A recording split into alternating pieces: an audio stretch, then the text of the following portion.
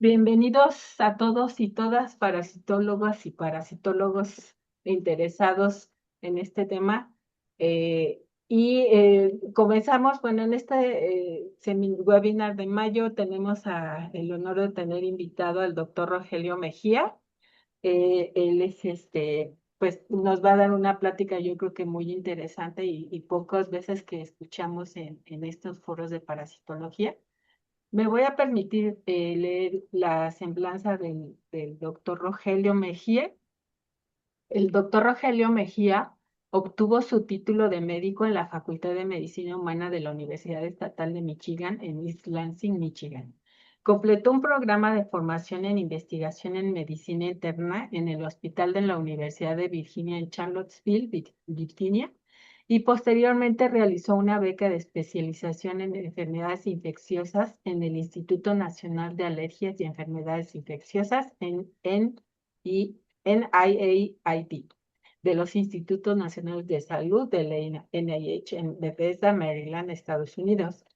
Realizó sus prácticas de laboratorio en la sección de inmunología del MINTOS del Laboratorio de Enfermedades Parasitarias. Actualmente, el doctor Mejía es director del Laboratorio de Parasitología Humana y Ambiental de la Escuela Nacional de Medicina Tropical del Baylor College of Medicine y se dedica al uso de métodos moleculares modernos para detectar infecciones parasitarias en pacientes. Actualmente, el doctor Mejía y su grupo investigan parásitos gastrointestinales, incluyendo helmintos transmitidos por el suelo, como Ascaris lumbricoides, Ancylostoma duodenale, Ancylostoma ceylanicum, Necator americanus, Strongyloides stercoralis, Trichuris tricura y Toxocara canis o cati, así como protozoos de especies de Acanthameba, Giardia intestinales, Entamoeba histolítica, Cryptosporidium hominis parvum y especies de Blastocystis. Él y su grupo estudian las respuestas inmunitarias del hospedero y del microbioma intestinal a estos parásitos y cómo estos afectan la nutrición y la bioactivación de ciertas vitaminas, lo que puede provocar retrasos en el crecimiento infantil. Sus investigaciones provienen de estudios de campo de todo el mundo, que incluye poblaciones de pacientes inmigrantes, viajeros y poblaciones indígenas.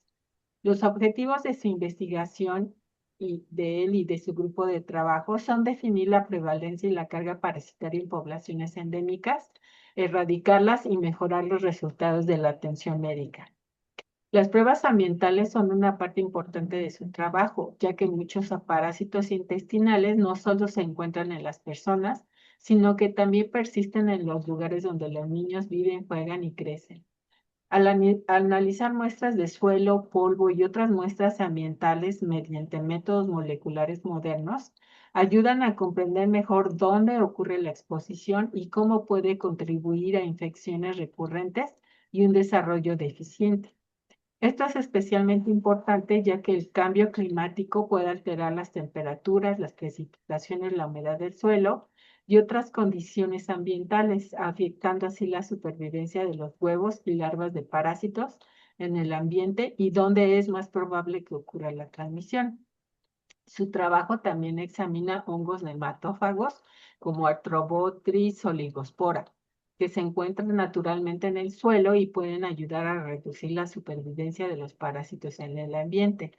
En estudios recientes, estos hongos se asociaron con una menor detección del mitos en el suelo en diversos entornos latinoamericanos, lo que sugiere que pueden desempeñar un papel ecológico importante en los patrones de transmisión ambiental y podrían eventualmente servir de base para nuevas estrategias de prevención. Doctor Rogelio Mejía, pues un gusto tenerlo aquí en este foro. Esperemos seguramente nosotros lo vamos a disfrutar, el que nos comparta todas sus investigaciones. Muchísimas gracias, doctor Rogelio Mejía. Gracias, gracias, doctora, especial para la invitación y quizás un día puedo venir a visitarte en el capital. Mucho gusto a todos y para enseñar un poco de mi vida, mi mamá es de Cozumel, mi familia de mi mamá es de Cozumel, Yucatán, y mi papá es tapatío de Guadalajara. Entonces, toda mi Sí, familia es de México. Pero quería muy hablar bien. algunas de mis investigaciones de los helmintos y los parásitos intestinales, cómo afecta a los niños, especial en el desarrollo, y también dónde se pueden infectar los niños de la tierra. Para comenzar, ya sabemos que casi 2 billones de personas en todo el mundo está infectado con un parásito intestinal. La mayoría son dos o más helmintos o protozoos al mismo tiempo. Es diferente la infección con los helmintos porque a ellos no le importan si ya tienes una infección. Puedes tener dos, tres, cuatro diferentes clases de parásitos al mismo tiempo. Cuando hablamos de los helmintos que yo trabajo o los parásitos intestinales, los más comunes son el Ascaris, el Trichuris, el Strongyloides, todos los hookworms o los uncenarias. Ellos pueden hacer diarrea, dar problema con anemia, hay problema con crecimiento y también nos concentramos en los parásitos que vienen de animales, los zoonóticos, como Taxocara, que puede dar problemas con la vista o también con asma. El otro grupo que nos interesa mucho en los parásitos intestinales es la protozoa, porque hay muchos protozoas, esos casi siempre vienen de agua, o también pueden venir de la tierra.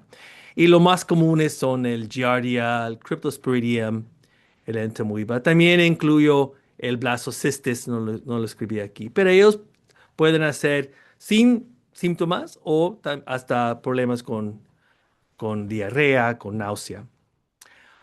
Al último que me interesa mucho no es un parásito, porque no necesita una persona para vivir, es el Acanthamoeba, porque me interesa mucho porque también se encuentra en la tierra, también en la agua, y solo puede dar problemas con el ojo, puede dar problemas con un cefalitis, pero más importante que me encanta del Acanthamoeba es, puede cargar organismos que pueden dar problema.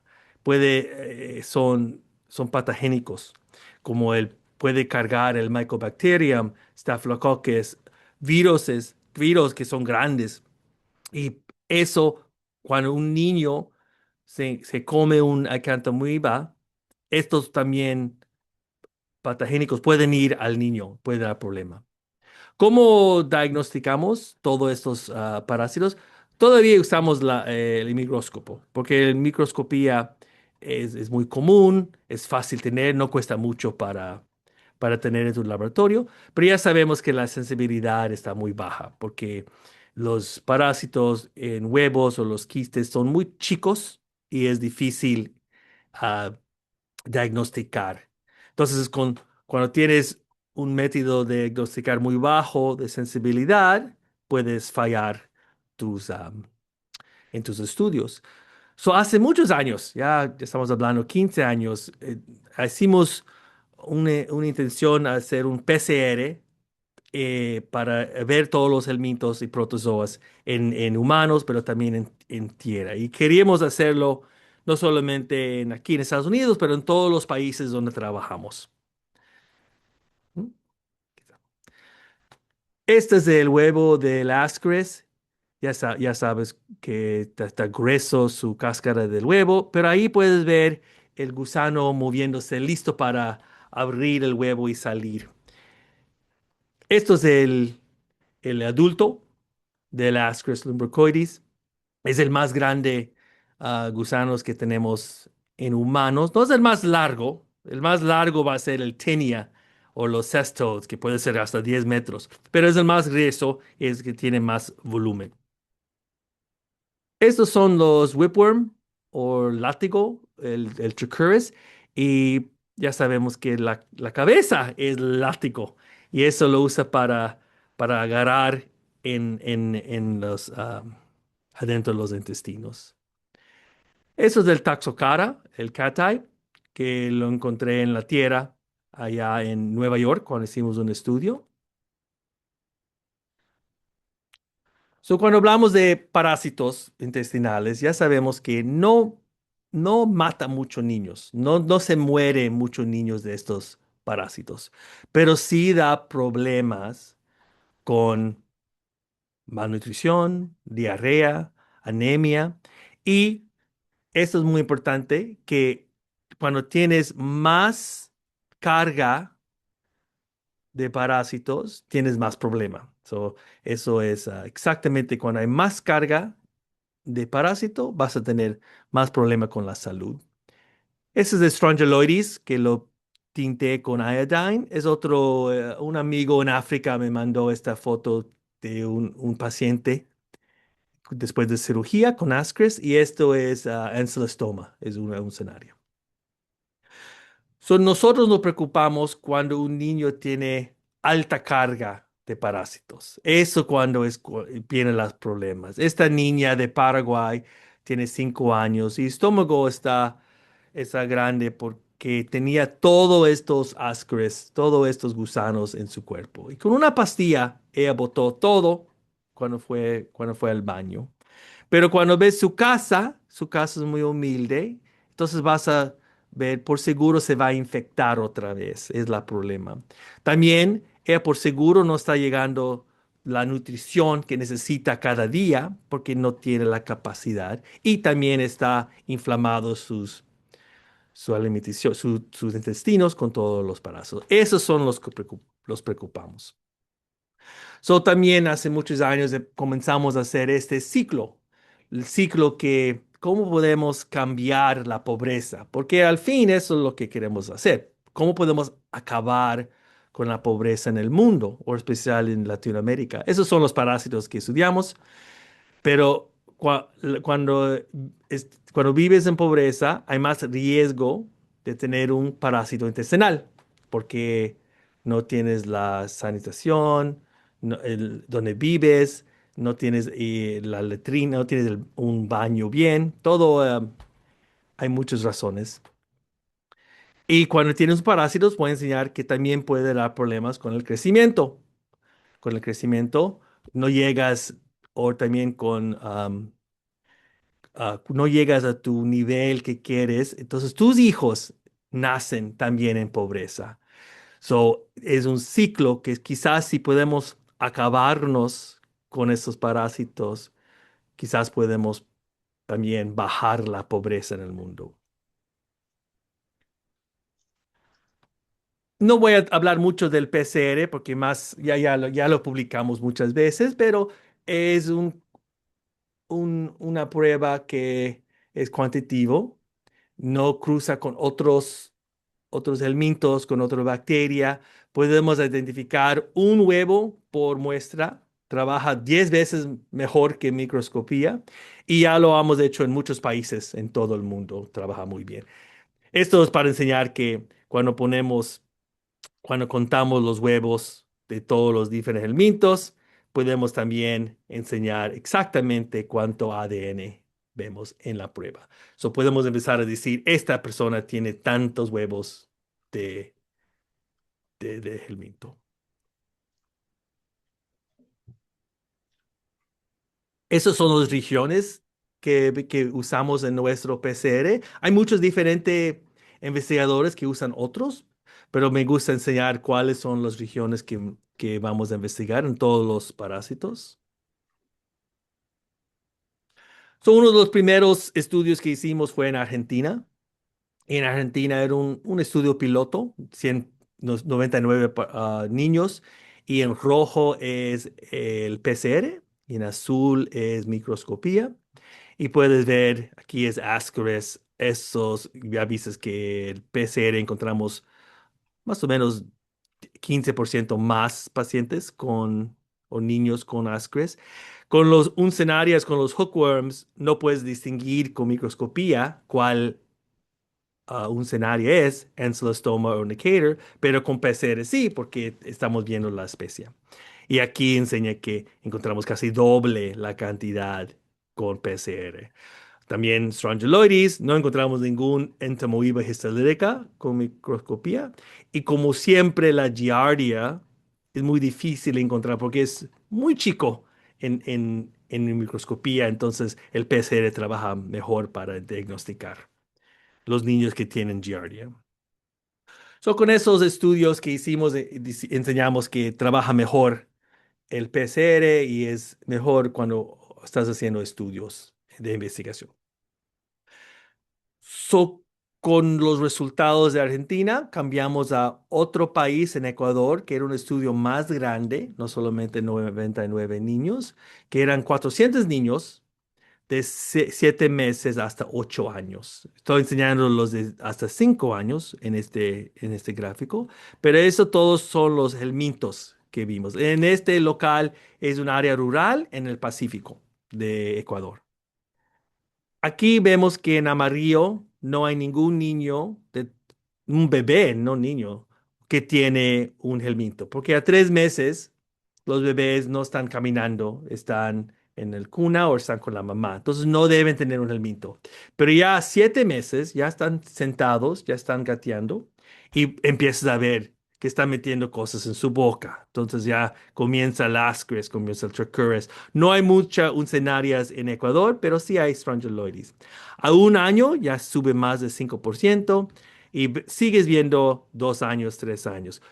Empieza a bajar a 5 años porque en esa edad es cuando comienza la escuela. Y en la escuela dan las purgas, dan el albendazol a todos los niños. Entonces vas a ver que se baja. Vas a decir, entonces, ¿por qué no se bajó el Tricuris? El Tricuris tiene una resistencia al albendazol, es natural, entonces no vas a ver que se baja como los otros parásitos. Pero eso enseña que en las edades de la más crecimiento de los niños tienen alta carga o alta prevalencia de helmintos en estos países, más de 15-20%. Cuando vemos los protozoas, el otro grupo de parásitos, sí vemos en los bebés de 3 meses que vimos el Giardia. Y vas a decir, ¿por qué? Bueno, en Ecuador y otros países latinos, la leche de mamá, leche de pecho de mamá es mejor. Pero todavía con los comerciales empieza a decir, hay que comprar el polvo de infantil, el polvo de leche. Entonces, ¿con qué lo mezclan? Con la agua del pozo. Entonces, ellos mismos están infectando sus propios bebés porque quieren la mejor clase de nutrición, no sabiendo que el pecho de mamá es mejor, pero es cuando vemos más protozoas en los bebés de 3 meses. Se baja un poco a 7 meses, pero hasta que llegamos a 3 años, ya casi más de mitad de niños tienen un Giardia en esta área de Ecuador. También vimos un poco de Cryptosporidium y el Enteromoebista lyrica. So, hay muchos niños que tienen parásitos intestinales longitudinal en estas poblaciones. Entonces, como trabaja el PCR como cuantitativo, podemos comparar al Organización Mundial de la Salud, como ellos dicen, la carga de parásitos en los niños. Y aquí en rojo es la alta carga, en naranjado es mediano y el verde es el más chico, light, como dicen. Podemos comparar y ver que en los niños de 1 año a 2 años se sube la carga, no solamente la prevalencia, pero la carga de infección igual. Y también se baja cuando vemos cuando van a las escuelas los niños, o también un niño de 5 años no está poniendo cosas en su boca como los niños de 2 o 3 años. Pero todavía en los años más importantes para el desarrollo, vemos alta carga, que casi mitad tienen alta carga de ascaris en estos niños. Igual vemos con Trichuris. Es diferente el sistema para decir la alta carga de Trichuris, pero vemos que se sube a 2 años y sigue alto hasta 5 años porque el albendazol no afecta el Trichuris como los otros helmintos. Y podemos decir que en los niños, en el desarrollo, hay más helmintos, carga de helmintos, que puede dar problemas con la alimentación. No puedo comparar en Giardia porque no hay algo para enseñar cuánta carga de giardia es con microscopía, pero sí podemos decir con el PCR. Y vemos que aquí están los bebés de 3 meses y siguen subiendo, especial de 1 año hasta 5 años. So, no solamente la prevalencia de esos parásitos se están subiendo, pero también la carga se está subiendo en este pueblo en Ecuador. Si queremos ver qué está pasando en un niño, en el mismo niño, podemos ver esa puntita que está conectado con una línea. Es el mismo niño de 1 año a 2 años. Y sí hay unos que se bajan, pero la mayoría se sube la carga de giardia de 1 año a 2 años y también en el mismo niño de 1 año a 3 años. Se está subiendo la carga de infección de giardia. So, cuando se acabó el estudio, porque llegó hasta 8 años, lo publicamos hace 1 año, en junio 2025, y enseñamos que sí afecta el crecimiento en la altura, el Z-score, no sé cómo se llama en español, pero el Z-score, eso enseña que si estás más cerca a cero es más normal, más al nivel de niños en Ecuador, y si estás menos de cero, tu altura está abajo, y eso enseña del crecimiento. En azul es cualquier parásito que te enseñé en la lista y ves que están más altos los niños que no tenían parásitos comparado a los niños que sí tienen un parásito en rojo y tenían más bajo altura y era significante. Cuando ves los helmintos, solamente cualquier helminto, que la mayoría era Ascaris o Trichuris, también los niños que tenían helmintos en rojo estaban más, su altura estaba ah, más bajo que los que no tienen. Los protozoas vimos igual, más bajo cuando tienes un protozoa. Y cuando hablé del poliparásitos, puedes ver en azul es no parásito, en verde es un parásito y en rojo son dos o más parásitos. Y eso afectaba a los niños más. Por eso enseñamos que los parásitos afectan el crecimiento especial en los niños de 7 meses hasta 8 años. So, con todos esos datos empezamos a decir cómo podemos ver dónde se están infectando los niños. Y ya sabemos que es la tierra o la agua, pero queríamos ver, quizás podemos parar la infección o investigar cómo podemos bajar la infección porque de la tierra. Entonces, ya sabemos que la tierra es donde casi todos los parásitos vienen y muchos de ellos viven sus ciclos en la tierra, pero la tierra no está concentrada y es más difícil trabajar, so hay que hacer unos nuevos métodos para concentrarlo y hacer el PCR. Entonces aquí es como lo colectamos, hacemos un tubo, lo colectamos, tomamos una foto porque ya sabemos dónde está en el mapa y lo hacemos los estudios. Lo que hacemos es lo limpiamos con un PVS y un poco de jabón, un twin. Eso ayuda a abrir la tierra. Lo flotamos con un sodium nitrate o con azúcar, depende del país donde vamos a trabajar, que todos los helmintos, huevos y quistes flotan hasta arriba y lo ponemos en un filtro que aquí al último el filtro es donde tienen todos los parásitos. Entonces concentramos, para decir, 50 gramos de tierra a 100 microlitros de líquido. Eso es una concentración más de 500 veces. Hacemos un 90 grados, calentarlos para abrir los huevos, porque eso ayuda mucho. Y usamos un método con las canicas, con los beads, para también abrir los huevos de mitos que son difíciles sacar el ADN. Y al fin tenemos el ADN para hacer nuestros estudios. Voy a enseñar a todos los países donde trabajamos en la tierra. Aquí es mi laboratorio. Usamos una aspiradora, un vacuum, una bomba para sacar todo el líquido sobre el filtro y para trabajar con el filtro.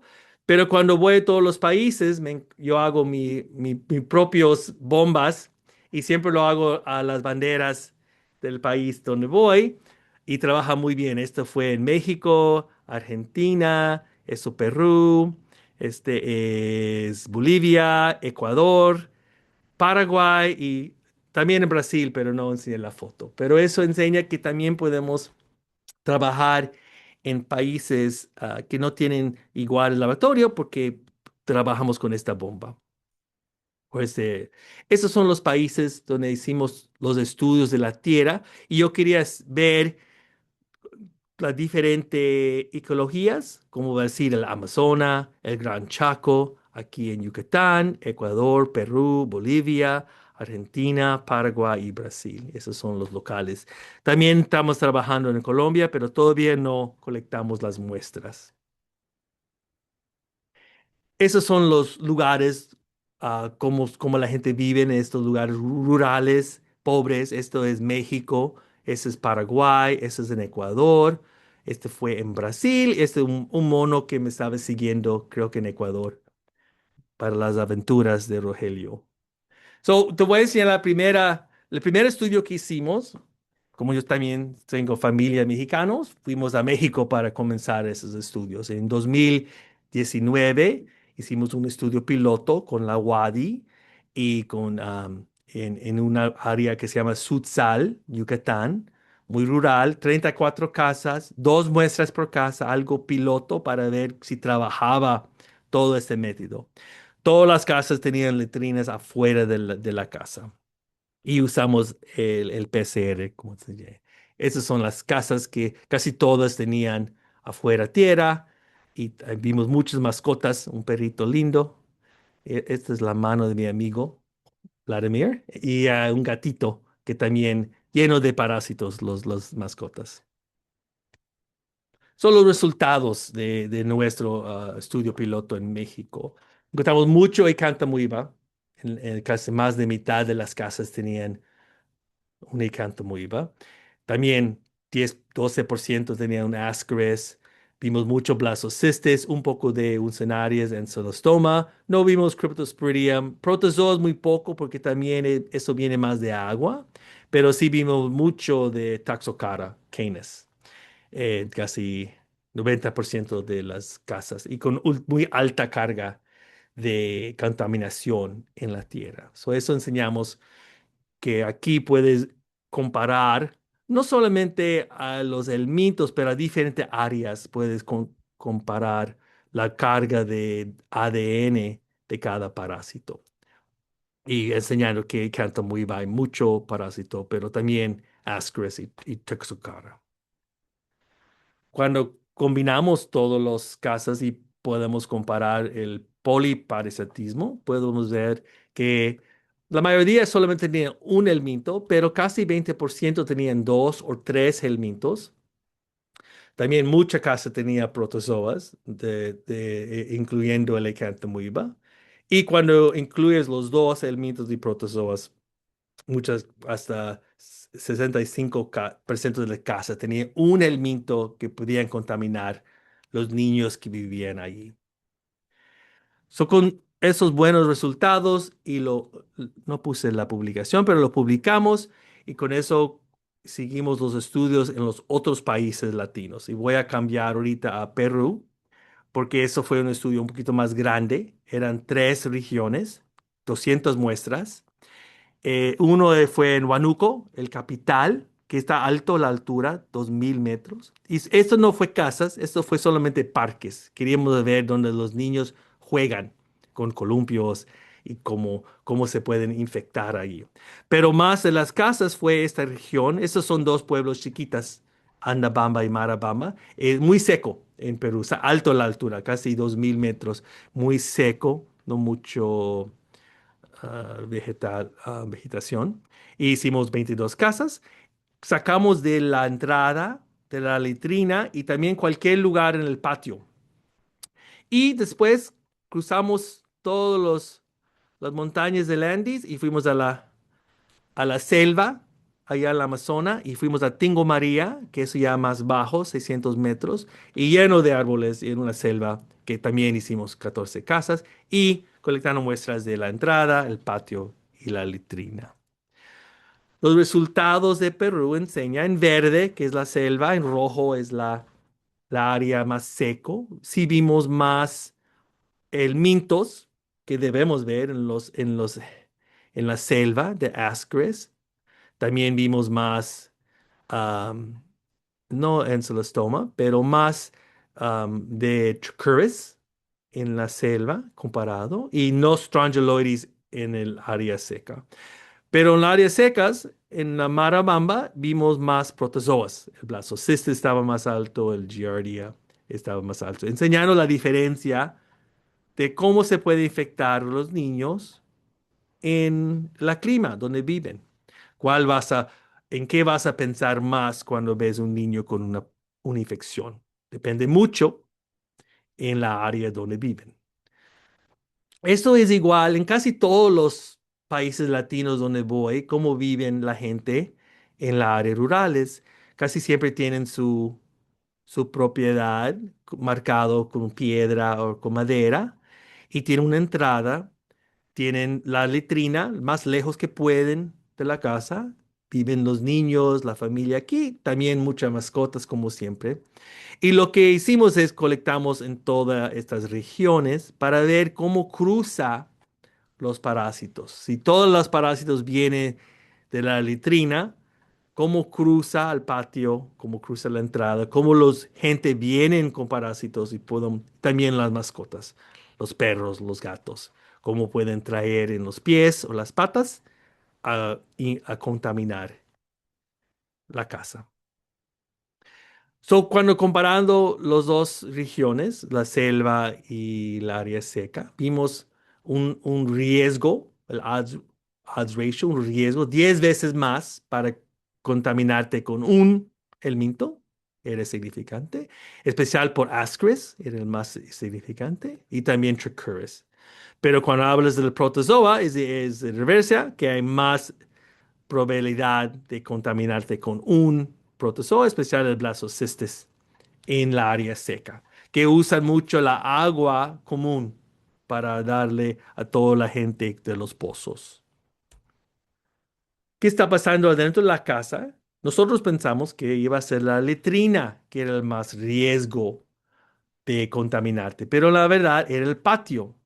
El patio comparado a la entrada era el más significante para cualquier parásito, para los helmintos, especial Ascaris y también Acanthamoeba. Y lo que está pasando es, pensamos que el patio hay más tráfico. Al patio es donde cruzas para ir a la letrina, para ir a la entrada, para ir a trabajar, para ir a la casa. Entonces, toda la gente y los animales están cruzando, trayendo los parásitos de donde hay más en la letrina. Solo el patio es donde vemos el más riesgo de contaminarte con cualquier parásito en Perú. Todavía la letrina va a tener la más diferente clase de parásitos. Aquí enseña, es la mediana, pero esto enseña 6 diferentes clases de parásitos en la letrina, con cualquier parásito y con el mintos. Pero todavía era el patio comparado a la entrada que tenían más alto carga o diferentes especies comparado a la entrada. Era el significante. So, en la tierra enseñamos que el patio es la más riesgo para contaminarse y hay diferentes clases de parásitos. ¿Por qué usamos el PCR? Bueno, trabaja mejor que microscopía. Podemos hacer muchas muestras al mismo tiempo. Podemos hacer estas áreas y subir la capacidad de la investigación. El ADN lo usamos para otras cosas, la resistencia, si queremos ver Trichuris. Y también podemos ver qué está pasando con el clima, porque si está cambiando el clima un poco cada año, podemos investigar qué también está pasando con estos parásitos. Claro que hay problemas con cualquier cosa. Hay muchos parásitos que no afectan a los humanos y su ADN es muy similar. Entonces podemos encontrarlo con el PCR. Sí cuesta más que microscopía y siempre necesitas un laboratorio central para trabajar.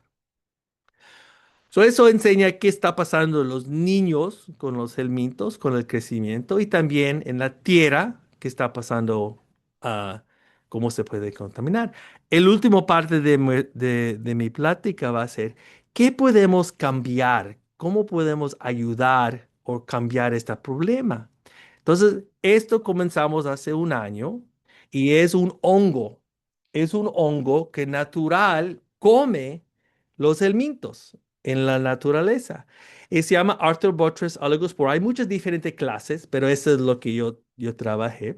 Y lo que hace es una red que se crece, hace una red y empieza a usar el minto como nutrición cuando no tiene alimentación en la tierra. Mata helmintos. Ah, una cosa muy importante es crece a 25 Celsius, que es un poquito bajo, especial cuando estás hablando de áreas caliente tropical. Empezamos a ver cómo podemos hacer un estudio. Son unas placas que crecimos el hongo, aquí está el hyphae, y pusimos los huevos de Taxocara, porque tenía en mi laboratorio Taxo, 500 huevos. Y cuando lo puse no pasó nada, porque al principio es muy poco tiempo. Pero en 4 horas, donde estaba un huevo, todo el hyphae de los hongos empezó a crecer alrededor de cada huevo, porque los helmintos botan un glycoprotein, que es parte de su ciclo para protegerse. Y los hongos pueden detectar eso, empiezan a crecer. Y en 2 días ya empezó a penetrar. Eso enseña que en 2 días cada huevo que estaba cerca del hongo, el hyphae, estaba penetrado y muerto con el hongo. Eso es de la placa control para enseñar que estaban vivos el Toxocara, porque también empezaron a crecer o nacer los huevos de Toxocara. Con esos placas empezamos a decir cómo podemos ver en la tierra, en vitro, en mi laboratorio, comparar los placas controles, solamente huevos de Toxocara, o al experimento con huevos de Toxocara y el hongo. Y eso son lo que hicimos a 25 grados, lo hicimos por 7 días y al fin a 9 días es cuando hicimos el PCR. Y puedes ver aquí que cuando hay el hongo comparado al control, hay menos Taxocara. Y cuanto menos, casi 40% menos Taxocara por placa.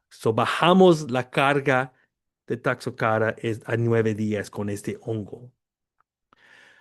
Nos emocionamos y hicimos un estudio más grande con 50 placas con tierra. Y igual, 25 con controles y 25 con experimentos que tenían el huevo y el hongo. Y lo sacamos 10 placas al principio, a 3 días, 7 días, 9 días, 11 días, 14 días. Son diferentes placas. No saqué un poco de cada placa, saqué la placa completamente, 10 placas a cada día. Y aquí vemos los resultados. Cuando no pasa ningún tiempo, cuando comenzamos, no vas a ver diferencia, porque no hay suficiente tiempo que el hongo puede comer el Taxocara. Aquí vimos. A 3 días puedes ver la diferencia, que hay menos Taxocara con el hongo comparado al control. A 7 días igual, 9 días, 11 días y 14 días. Y vas a ver que dice por qué se está subiendo la carga de Taxocara, porque también está creciendo Taxocara en la tierra, pase 14 días. Pero todavía cuando lo comparas a su control, cada uno se baja de cargas, enseñando que el hongo está bajando la carga de Taxocara. Es el mismo gráfico, el mismo figura, pero quité las puntas y estoy enseñando el two-way ANOVA, que eso enseña que cada día era diferente, significante la cantidad de Taxocara cada día y también la cantidad que bajó era significante por día, el two-way ANOVA. enseñando que sí está afectando el hongo a este helminto. Con esos resultados, quería ver, bueno, puedo detectar el hongo en la tierra, no solamente los helmintos. Entonces pedí los primers y probes, los sonidos, los sonos, y para el hongo. Y igual usé la flotación y puedes ver que en la tierra que usé, cada experimento vamos a encontrar el hongo, el ADN del hongo, porque ahí lo pusimos, y hasta algunos controles que no puse hongo tenía, porque esa es tierra que compré de la ferretería. Eso enseña que sí podemos detectar el hongo en la tierra. Y más importante, no dura, se empieza a bajar la carga a 14 días, que puede ser importante en el futuro cuando queremos hacer un control. Eso enseña que sí podemos ver el hongo en la tierra. Eso es cuando me dio la idea. Tenemos todos estos estudios en todo Sudamérica. Ya lo colectamos. Ya tenemos el ADN en mi laboratorio. ¿Por qué no podemos ver qué está pasando si una muestra tiene el minto? ¿Qué pasa cuando también tiene un hongo, el mismo hongo? Esos son todos los locales que hicimos. Fue 847 muestras, casi 200 casas, 7 diferentes países. Esto enseña la diferente clase de clima que puede, eso ayuda, depende mucho en los parásitos en el clima. Y queríamos ver qué está pasando.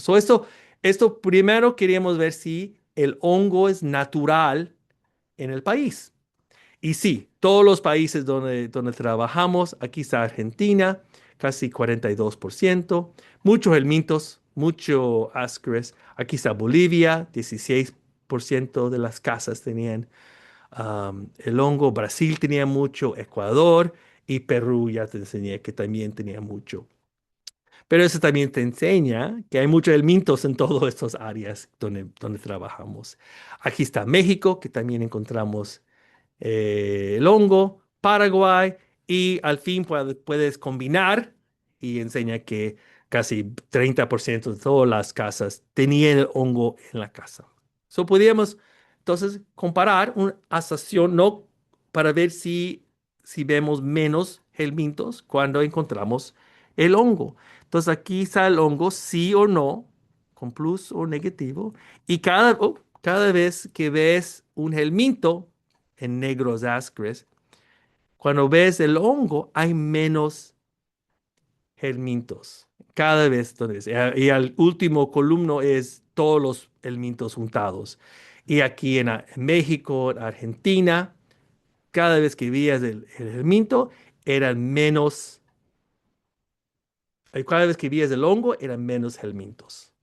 En Brasil, en Ecuador, todavía estamos trabajando en Brasil y en Perú, cada vez en Ascaris. Y cuando puedes combinar todo es cuando viene suficientes números para hacer un statistical, un significante.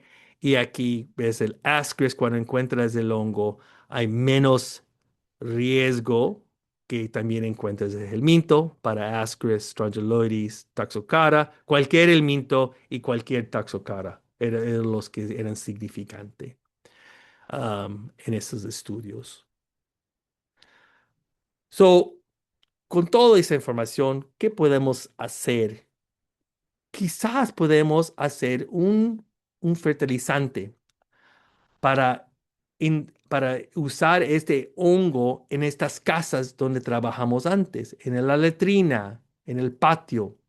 Quizás hay que poner el fertilizante cada 2 semanas para que siga bajando la carga de helmintos. Entonces, si baja cada vez que usamos este fertilizante, los niños van a tener menos riesgo de infectarse y hay menos infección y contaminación de la letrina. Entonces, con ciclos pasan, podemos bajar la carga de parásitos.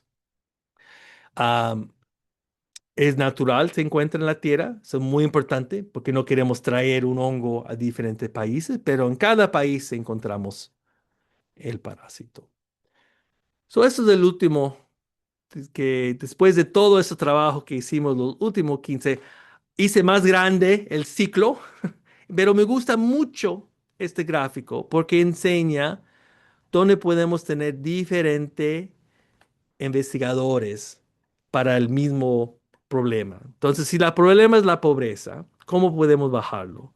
Yo soy médico investigador, yo puedo trabajar aquí, yo puedo bajar los parásitos que hacen problema con el crecimiento, da problema con el dinero que tienen, están más en el social, hay más problemas social cuando vives en la pobreza, hay injusticias, eso puede hacer el climate apartheid es una palabra en inglés que usamos que eres pobre, no puedes moverte de las áreas que se están hundiendo, que tienen problema con el clima, porque no tienes la capacidad, no tienes el dinero, entonces estás viviendo aquí, que no puedes cambiar tu situación.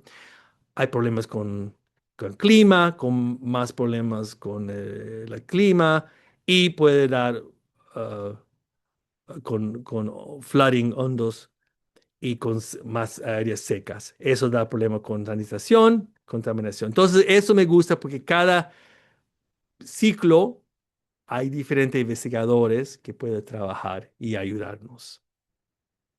Necesitamos colaboradores, porque yo no soy experto de hongo. Yo solamente metí mi cuchara y estoy trabajando con el hongo el mejor que puedo. Necesitamos gente que sabe de la clima, del ambiental, de social, porque hay muchas cosas que ver. Entonces, ahí cualquier pregunta, eso es mi en Paraguay y eso toda la gente que trabajamos en todos los países de Latinoamérica. Y muchas gracias. Muchas gracias al doctor Rogelio Mejía. No sé si alguien quisiera hacer una pregunta. Aquí en el chat no tengo preguntas. Y si alguien de los conectados en Facebook lo han avisado, si alguien tiene alguna pregunta, Voy a poner esta puede. porque me gusta mucho. ¿Se puede directo con el Sí, micrófono, sí, Emma? sí, sí, sí, Ah, claro. Lo abrimos al perfecto. micrófono. Sí, Doctor, gracias, Pablo. Es Pablo, eres Pablo, sí, ¿verdad? soy Gracias, Pablo Pablo. Sí, Martínez sí, Sí te Lavat, escucho. soy de aquí de sí. FES Cuautitlán. Oh, qué bien. Doctor, lo felicito, fue una plática muy bonita, Gracias. muy concisa y ofreciendo pues resultados para solucionar las cosas. ¿Cuál es específicamente el tipo de ancilostomátido que ustedes encuentran en México? El de Uncenarias, del Ancylostoma. Sí, nos vamos sobre Ancylostoma duodenale o nos vamos sobre Necator Bueno, americanus. sí, eso fue muy buena pregunta porque mis primers pueden detectar cualquier ancylostoma, que también incluye el Caninum de los perros o brasilensis. Pero Sí, sí tenemos para hacer el de Necator y también Duodenale y Selanicum. Pero todavía hay que ver cuál es la species. A ver si encontramos. Pero ahorita pusimos como cualquier, solamente encontramos una. Pero sí, puede ser del perro, también puede ser de Caninum. Pero sí tenemos la capacidad de detectarlo más. sí, porque es muy heterogéneo el manejo que le dan aquí a esa nomenclatura. O Sí. sea, hay gente que dice que es Ancylostoma duodenale, hay gente que se inclina por Necator americanus. Sí, en Argentina encontramos muchos de los dos en Argentina, porque ya sabes, ese área de Argentina, el Gran Chaco, hay muchas Sí, clases, casi 20% tenían ancylostoma, y estos de niños, pero en Sudamérica, muchos de Necator también. Quizás cuando más tarde veo cuál encontramos en México para decirte, porque solamente una muestra de la tierra. sí, claro. Y en el caso de Toxocara, ¿cuál es la modalidad de afección que ustedes ven más comúnmente, doctor? Bueno, eso también no lo veo mucho en Latinoamérica porque no trabajo con los pacientes, pero aquí en Sí, Estados Unidos trabajamos mucho con Taxocara porque sí lo encontramos sí, claro. común. Entonces, la más común razón es la ¿cómo se dice? Eosinophils. ¿Cómo? Eosinófilos. Ah, Eosinophilic. la eosinofilia. Sí, Ajá. eosinofilia. El niño viene, quizás tiene una roncha y hacen algo en la sangre y ven que tienen 5,000 eosinophils. Y es cuando empezamos a preguntar y dicen, no, su mamá dice, le encanta salir y comer tierra y hacer pasteles de lodo y es cuando vemos. O también cuando afecta el ojo, es cuando vemos el más común. Pero más Claro, siempre es el eosófonos. claro. Porque recuerdo que publicaron unos trabajos sobre coeficiente intelectual y la población que más afectaba eran los negros. Y Ah, lo sí, mismo publicaron uno sobre desempeño respiratorio sí, y había un problema bastante serio y crónico. sí, sí. Tenemos la serología aquí. Nosotros aquí hacemos muchas vacunas. Somos un centro de vacunas y tenemos la proteína, el antígeno recombinante, que lo Sí, usamos para hacer una prueba muy buena para diagnosticar el Taxocara. Y sí, lo vimos más en los negros y también los latinos que viven sí, en después pobreza de los aquí negros. sí, exactamente, lo vimos. Aquí está el chat. Abro el chat para ver. Sí, sí, sí, claro. Ah, Sí, ok, sí, por Facebook. Excelente. Muy bien. sí. Y también hacemos un estudio quizás la próxima vez que me invite la doctora, puedo hablar los nuevos resultados que hicimos, porque el Taxocara es muy interesante, porque no es parte de nosotros no somos parte de su vida, ¿verdad? Somos accidentes que nos infectan.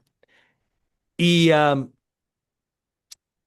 vimos que los niños que tenían Taxocara también tenían más alto los metales, el plomo, el cadmium, porque es igual en la tierra, especial en las áreas rurales donde usan mucho fertilizantes químicos.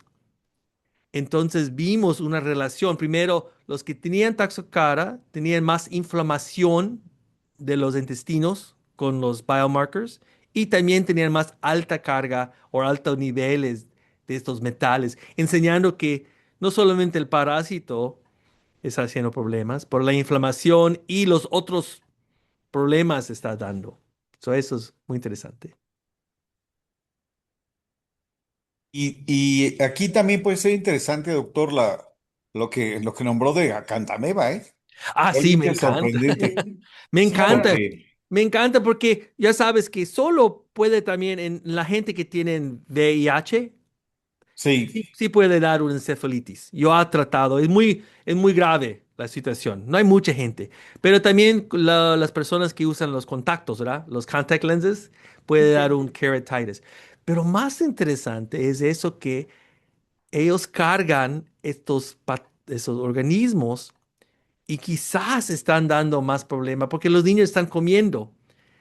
Entonces, quizás eso sería fácil hacer una investigación porque tenemos la tierra, podemos ver cuál otros patogénicos estamos encontrando. Porque eso puede ser otra manera porque se infectan con RSV o diferentes rotaviruses que quizás vienen en esto de Cantamuiba. sí, es que aquí hay una situación interesante. Tenemos un compañero que está terminando su carrera de biólogo Ujú. y justamente trabaja con las amibas, estas amibas que son parásitas facultativas. Sí. Y ha encontrado, él trabaja en bosques Ok. y encuentra en las gotas de rocío de las hojas de los árboles una gran variedad de esas amibas que Sí, son patógenas oportunistas, sí, pero sí. súper interesante. O Ya, sea, tal vez valdría la pena ponerlo en contacto con usted por favor, me para ver encantaría qué investigar demonios se más. puede hacer, porque yo creo que podría ser algo súper útil. Porque Sí, él nos vino a abrir los ojos, ¿eh? O sea, él lleva, no sé, tal vez un par de años trabajando en un bosque del estado de Puebla ok. y trae hojas de la vegetación y aísla unas cosas impresionantes. Y no Sí, solo acantameba, también se trae neglerias y se trae algunas eso otras sí, cosas sí, sí, sí, muy raras. interesante. Pero, o sea, aquí hay que enlazar lo que ocurre de forma natural contra lo que ocurre ya cuando interviene el humano. Sí, de acuerdo. Entonces, si Emma nos hace el favor de pasarnos su correo, Sí, vamos a claro. La interactuar con doctora lo usted. tiene. Claro que sí, Sí, sí, me encantaría investigar qué está pasando, especial con la Iquentamuiba. sí, sí, está muy interesante esto de la cantameba porque uno no se imaginaría, ¿no? Que encontrar tanto ahí en esas áreas, ¿no? Sí. Hicimos un estudio en Colombia y todavía no lo publicamos, pero casi 20% de los niños también tenían acanthamiba en su materia fecal. Entonces sí se encuentra en los niños. Ellos vivían en Medellín, pero en las áreas alrededor, donde hay más pobreza, ahí es donde colectamos las muestras, y casi 20% tenían un acanthamiba so ya sabemos que sí se encuentra en los niños también. Oiga, doctor, Algo, y respecto al comportamiento de Cryptosporidium, Ujú, ¿cuál podría ser la explicación de los bajos índices de presentación? Porque puede compararse la infección de con los oquistes con la de claro. Yardia, tal vez. Claro, de la tierra quizás es porque el Cryptosporidium es más de la agua, ¿verdad? Porque cruza en la Sí, agua. Y entonces nosotros sí colectamos algunas muestras de agua, pero es más difícil trabajar con la agua porque necesitas más cantidad. Que es eso porque quizás no vimos mucho. Pero en las personas sí vimos un poco, mira aquí en los niños longitudinal, vimos casi 5%. Pero también depende mucho en el pozo que están comiendo, que están tomando la agua los niños y mucho en el local. Mucho del Cryptosporidium necesitas el animal, la vaca, para parvum, cerquitas. Y si ellos no están infectados, no están infectados los niños. Pero sí encontramos algunos casos, no tanto como los otros. Y yo creo que es porque depende en lo local. Creo que en todos los demás también. Seguimos investigando todos los locales. Hay muchos manuscritos de hacer en toda Latinoamérica. claro. sí. ¿Algo más, Pablo? No, básicamente Ah, bueno, esa era mi cuestión, la sorpresa con las acantamebas, Ya, sí, porque o sí, sea, sí. normalmente acá en México la gente que está trabajando con esto habla de casos muy esporádicos y que son así espectaculares en cuanto a su presentación y que requieren de condiciones tal vez hasta singulares, sí, pero son muy espectaculares los casos. sí, Pues especialmente. está esta cuestión. Regularmente, esta Está. gente con la que usted trabajó está en esas zonas de transición y esa puede ser una de las razones de la presentación. O sea que Ujú. en la naturaleza, y hablamos de la naturaleza en un ecosistema medio estable o ya con algún nivel de disrupción, aquí podríamos encontrar esta contaminación. Así que ya hay un Exactamente. enlace ahí muy interesante entre el humano y la naturaleza y las amigas. Exactamente. Y también Y los que, animales, porque también y vimos en las materias fecales de los perros y los gatos, también encontramos Icantamuiba. So, ellos también están ayudando a mover todo este parásito. pues, sería interesante trabajar con los perros y los gatos. Yo de hecho, me he dedicado a trabajar con parásitos de perros y de gatos justamente. Así que Y, tal y vez, hay alta carga de ADN, so eso es suficiente para hacer más investigaciones. Esta muestra para decir, a ver si encontramos sí, Mycobacterium, Staphylococcus, cualquier otra sí. que nos interesamos a ver que también está ahí. Pues lo felicito, está muy Gracias, interesante doctor. su trabajo, ¿eh? Gracias. Y muchas gracias, Pablo. Por Facebook, Camilo Rojas pregunta que si podría repetir el nombre del hongo. Oh, claro.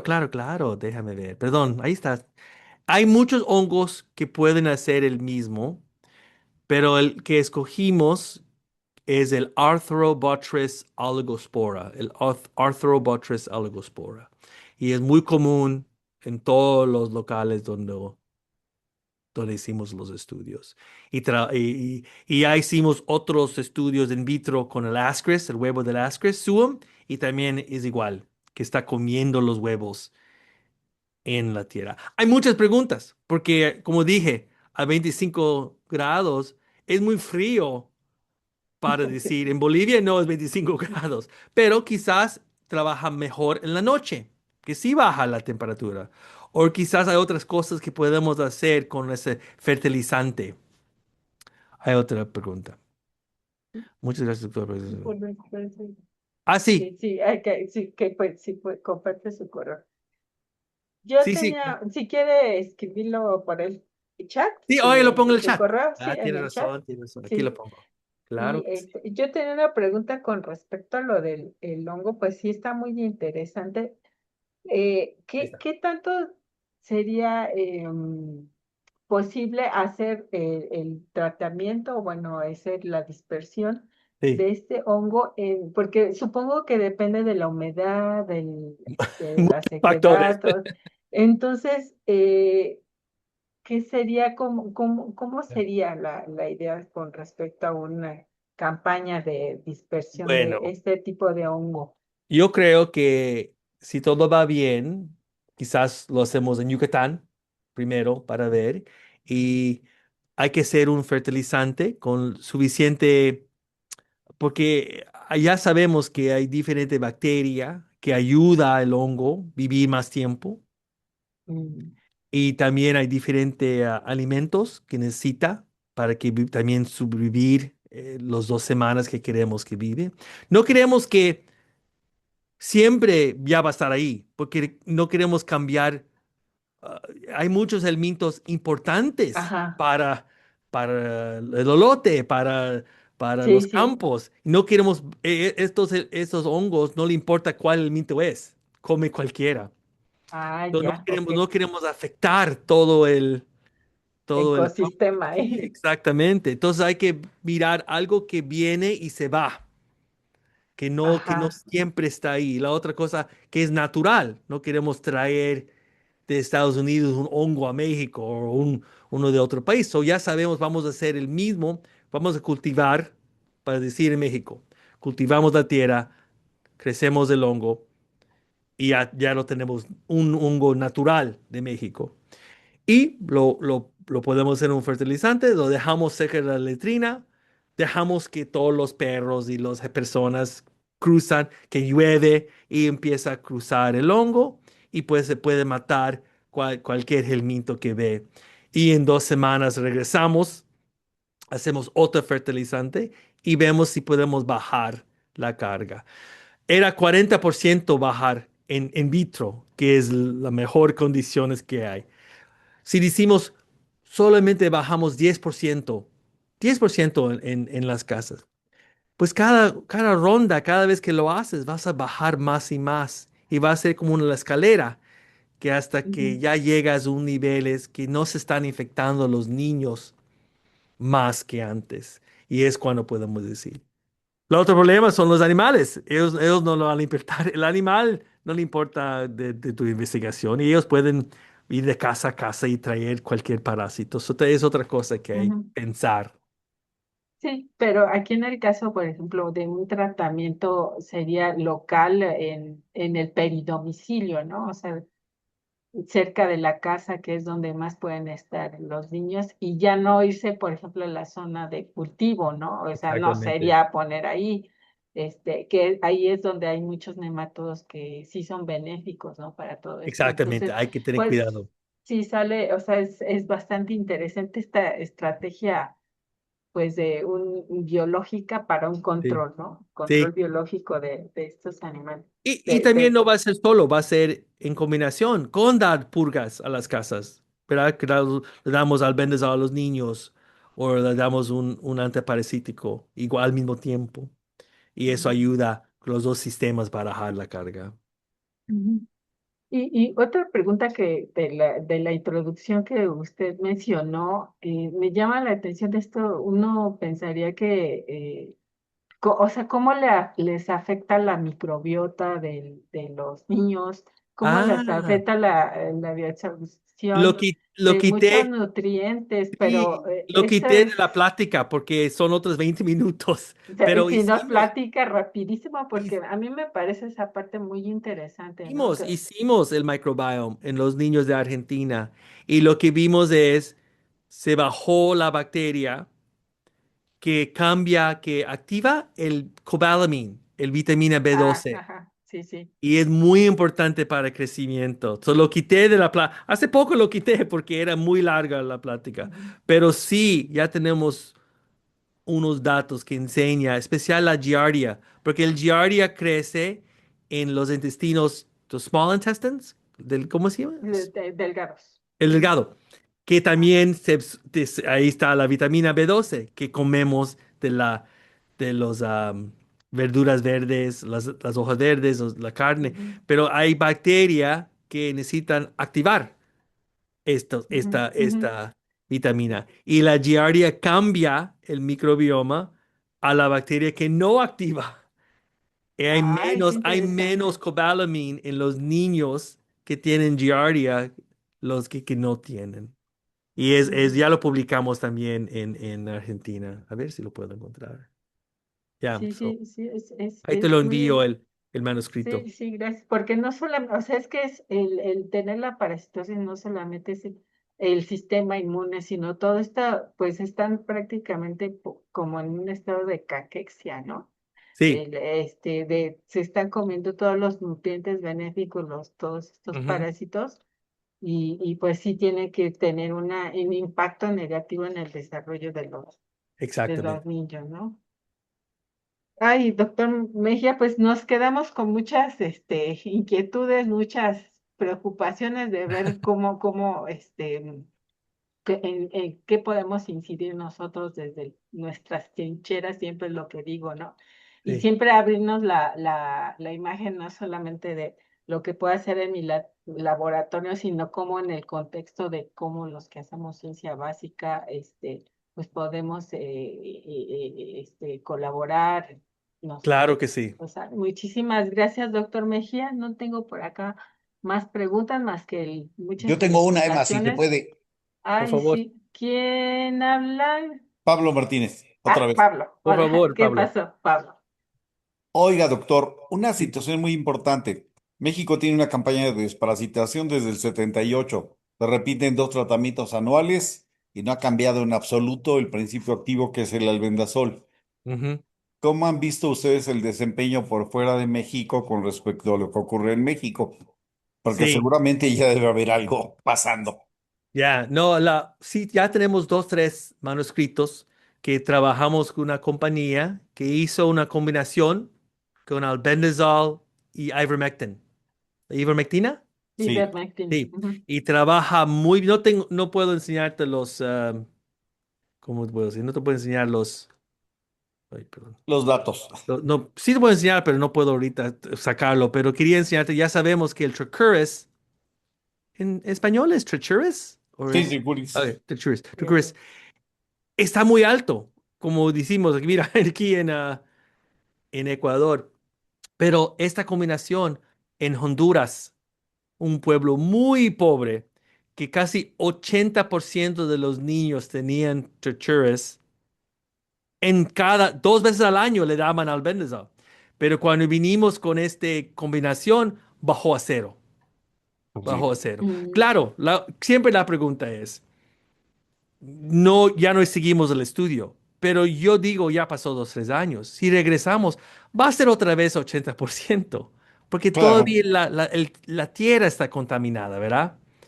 Es ujú, la problema. ¿Cómo podemos bajar la tierra, la combinación? Claro, si podemos parar por la pobreza, sería fantástico, pero no ujú, es imposible. So hay que atacarlo con diferentes maneras al mismo tiempo. Con esa combinación, con quizás el hongo en la tierra, quizás vacunas, porque también nosotros estamos haciendo vacunas. Hay mucha investigación para ver eso. Sí, ¿es ivermectina con qué otra molécula, doctor? Albendazole. albendazol. Están Albendazole, sí. mezclando. Sí, lo mezclan en la Sí, compañía y trabaja muy bien, muy bien. Porque la ivermectina hay que darle por kilogramo de la persona. pero es en adulto, porque todos los niños casi pesan igual de 2 o 3 años. So, es Sí. una pastilla y eso ayudó a bajar la carga de Tricurus. Increíble. ¿Y no han volteado la cara al fenbendazol, doctor? No, porque sí ya escuché el fenbendazole, ¿verdad? Sí, Eso, fenbendazol. eso viene de China, ¿verdad? Pues se No, usa muchísimo aquí en México, sí, nunca lo pero es de uso usé. veterinario. Aquí en Estados Unidos antes era mebendazole, con M y albendazole. Pero lo pararon el mebendazole y solamente tenemos albendazole. Yo nunca lo he usado en, Sí, en estudios. Pero eso sí, la misma problema con Tricurus, o ni eso, la misma problema que la tierra está infectada, los animales lo sí, están trayendo la gente y la pobreza. ¿Cómo puedes cambiar eso primero? sí, sí, sí. Gracias. Ah, Pues usted, Pablo. muchísimas gracias, Gracias a doctor. ustedes. No, si me permite compartir, dejar de compartir para que le muestre su constancia. ¿Sí? Déjame ver. Voy a parar esto. Ahí está, share. Ok. Ahí está. Y yo puedo cambiar este también. Pues aquí ya a nombre de la Sociedad Mexicana de Parasitología, le agradecemos esta participación Gracias. y le extiende este certificado al doctor Rogelio Mejía por su participación en nuestra serie de seminarios mensuales con la presentación titulada Growth Delays in Children Due to Intestinal Parasites and Environmental Exposure, ocurrida en la Ciudad de México el 7 de mayo del 2026. Muchísimas gracias, doctor Mejía, y me pongo en contacto con usted y esperamos seguirnos viendo. Por favor, aquí siempre, gracias a todos y espero trabajar y hablar con todos ustedes. Gracias. Muchísimas gracias. Gracias a todos. Los esperamos el próximo mes con otro webinar. Buena tarde a Nos todos. Buena vemos. Buenas tarde. tardes. Gracias, mucho Bye. gusto.